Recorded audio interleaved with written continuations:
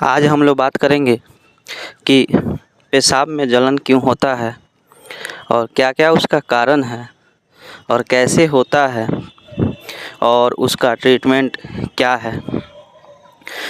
इसको हम लोग मेडिकल टर्म में यूटीआई बोलते हैं, जिसका मतलब होता है यूरिनरी ट्रैक्ट इन्फेक्शन।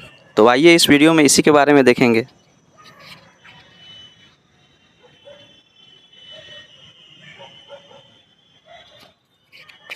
सबसे पहले हम लोग देखेंगे कि यूटीआई होता क्या है। यूरिनरी ट्रैक्ट इन्फेक्शन आपके यूरिनरी सिस्टम में होने वाला एक कॉमन इन्फेक्शन है, जिसे मेडिकल टर्म में सिस्टियसिस कहा जाता है। यूटीआई के कंडीशन में व्यक्ति के यूरिनरी ट्रैक्ट में सीवियर जलन व दर्द होता है। यूरिनरी ट्रैक्ट इन्फेक्शन मुख्य रूप से महिलाओं में देखने को मिलता है, लेकिन मेल्स में भी हो सकता है।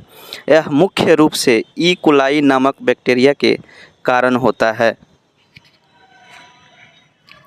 यहाँ पे कुछ टर्म्स है। इन्फ्लामेशन ऑफ यूरेथ्रा, जिसको हम लोग यूरेथ्राइटिस बोलते हैं।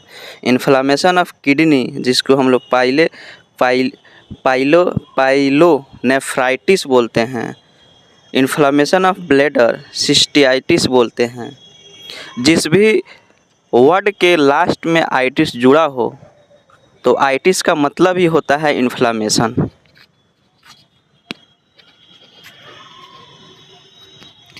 आप यहाँ इमेज में आप देख सकते हैं, इसकी कुछ कंडीशन है उसको।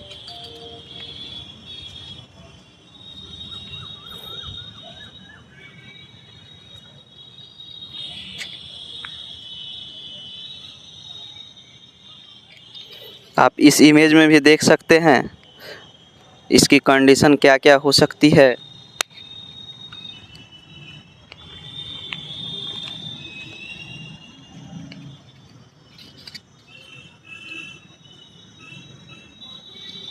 इसकी कॉज की बात करें कि क्या क्या कॉज हो सकता है यूटीआई का, तो पहला कॉज है जो सबसे मोस्ट कॉमन ऑर्गेनिज्म जिसके कारण होता है, एक बैक्टीरिया होता है जिसको ई कोलाई बोलते हैं, जिसका पूरा नाम इश्रिकिया कोलाई बोला जाता है।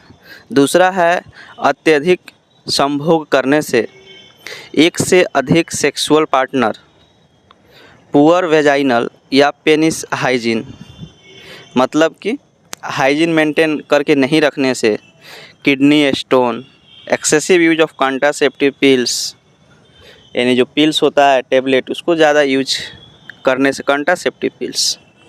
During menstrual cycle, after menopause, यानी 45 प्लस एज के बाद जो मेनोपॉज आता है, यानी मेंस्ट्रुअल साइकिल का बंद होना, उस कंडीशन को। ब्लैडर को पूरी तरह से खाली न करने के कारण डायबिटीज। वीक इम्यून सिस्टम का कमज़ोर होना। एक्सेसिव यूज ऑफ एल्कोहल का ज़्यादा यूज करना। हैविंग अ यूरिनरी कैथेटर, यानी जो कैथेटर ज़्यादा दिन तक रखने से।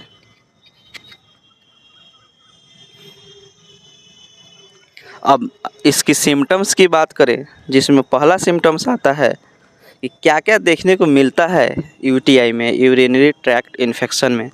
जिसमें पहला सिम्टम हमको देखने को मिलता है हम लोगों को सीवर पेन ड्यूरिंग यूरिनेशन, यानी पेशाब करते समय बहुत तेज़ दर्द होना।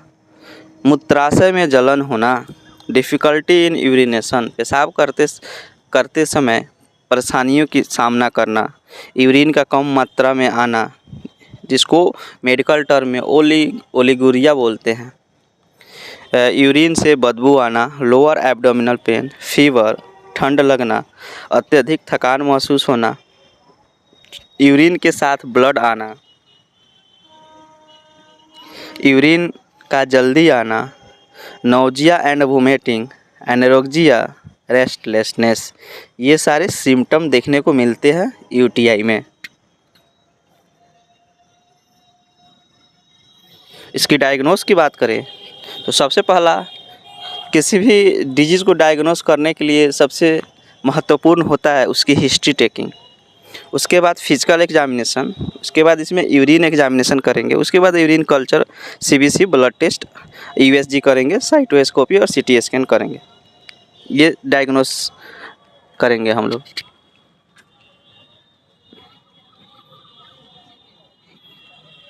ट्रीटमेंट की बात करें तो इसमें हमारे पास सबसे पहला टैबलेट है निफ्टास टैबलेट। इसकी कंपोजिशन की बात करें तो निफ्रोफ्यूरेंटियोन सस्टेंड। आप इस इमेज में देख सकते हैं जो हमारे मार्केट में आसानी से अवेलेबल है। इसकी डोज की बात करें तो 100 mg BD फॉर 7 दिन। 7 दिन के लिए हम लोग सुबह शाम इस कैप्सूल को ले सकते हैं। वहीं अगर 2 से 6 साल के बच्चे में ये प्रॉब्लम है तो आप 1.5 mg 7 दिन तक सुबह शाम दे सकते हैं।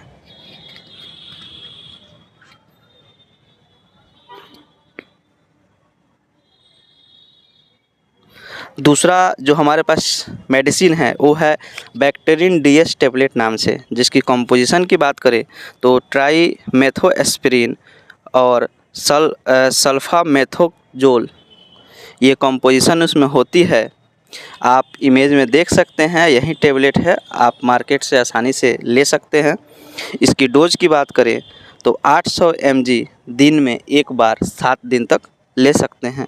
वहीं चिल्ड्रेन में बात करें अगर 2 मंथ तक, तो 2 मंथ का अगर हो तो 40 mg पर kg 2 दिन तक। इस डोज को ध्यान में रखेंगे।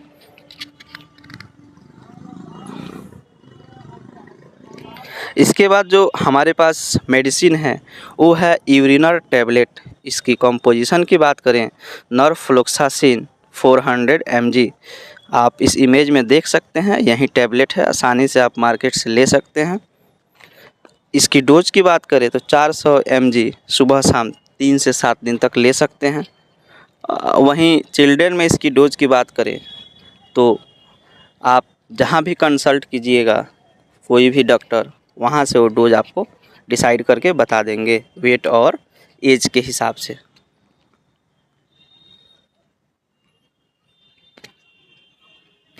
इसके बाद जो हमारे पास मेडिसिन है वो है सिप्रोफ 500 टैबलेट। कंपोजिशन की बात करें तो सिप्रोफ्लोक्सासिन है। आप यहाँ इमेज में देख सकते हैं इस कैप्सूल को। इसकी डोज की बात करें तो 500 mg सुबह शाम दे सकते हैं 3 दिन के लिए।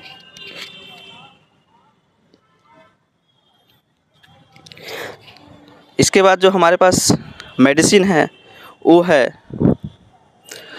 नॉरलेट 400।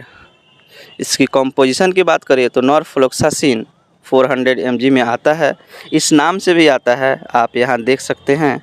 ये amoxicillin tablet, cephalexin tablet, doxycycline tablet, levofloxacin, ceftriaxone tablet.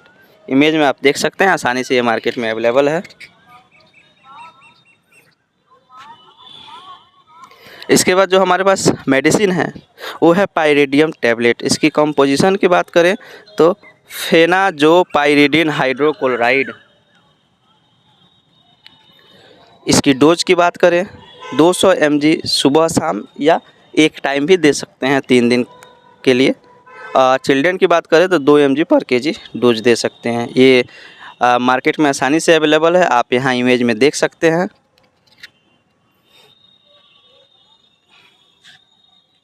Symptomatic treatment की बात करें यूटीआई में कि यूटीआई में सिम्टोमेटिक ट्रीटमेंट क्या है, तो इसमें सबसे पहला आता है कि antipyretic such as paracetamol to maintain normal body temperature. सबसे पहले सिम्टोमेटिक ट्रीटमेंट के लिए अगर फीवर है तो पैरासीटामोल का इस्तेमाल करेंगे ताकि हमारी जो बॉडी की टेम्परेचर है वो नॉर्मल स्टेज में आ जाए।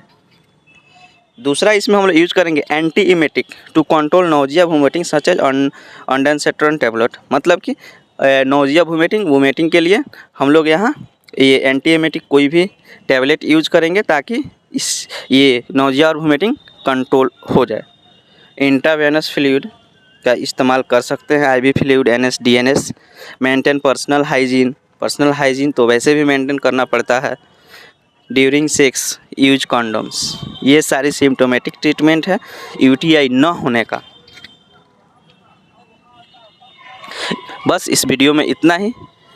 यहाँ जितने भी मेडिसिन बताया गया है सिर्फ आपके नॉलेज के लिए बताया गया है। कोई भी मेडिसिन प्रयोग करने से पहले आप डॉक्टर से एक बार ज़रूर कंसल्ट करें, उसके बाद ही कोई भी मेडिसिन का प्रयोग करें।